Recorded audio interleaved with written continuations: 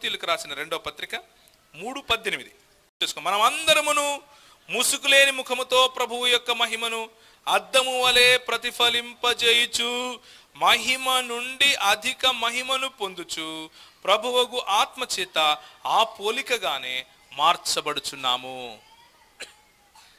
ఇప్పుడు మనము దేవుని పిల్లలముగా ఒక రకమైనటువంటి మహిమలో ఉన్నాం, ఒక రకమైనటువంటి దేవుని యొక్క కాంతిలో వెదుగుతున్నాం. కానీ ఒకరోజు వస్తుంది పరిపక్వమైనటువంటి సంపూర్ణమైనటువంటి మహిమలోకి మనము కాలు పెడతాం. ఆ దినము ఏమిటి అంటే మన ప్రభువు తిరిగి వచ్చిన దినం. మన ప్రభువు తిరిగి వచ్చిన దినం రోజు మనల్ని చూసినప్పుడు ఈడు మరుగు చూడరా అనకూడదు, ఈయన తలకాయ ఇంత పెరిగింది కానీ చేతులు పెరగలేదురా అనకూడదు, ఈయనకి వయసు వచ్చింది కానీ ఈడుగా చిన్నోడే రా అనకూడదు. అర్థమైందమ్మా? పొట్టోళ్ళు ఉంటారు భవనాలు అంటే, లేకపోతే మరుగుజ్జులు, అది శారీరకంగా వాళ్ళు పెరగకపోవడం అంతే. వాళ్ళలో ఉన్న తప్పేమి కాదు, బలహీనత కాదు. కానీ ఆత్మీయంగా మనం ఎదగకపోతే అది మన తప్పు.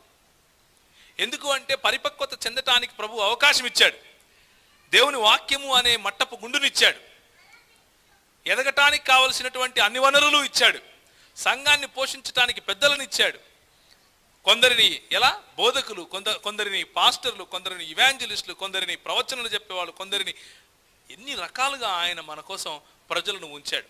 ఉన్న వనరులను ఉపయోగించుకోకుండా, అభివృద్ధి కాకుండా, సంఘంలో ఎదగకుండా నేను రక్షింపడ్డానంటే ప్రభు అంటాడు అసలు నువ్వెవడో కూడా నాకు తెలియదు అంటాడు.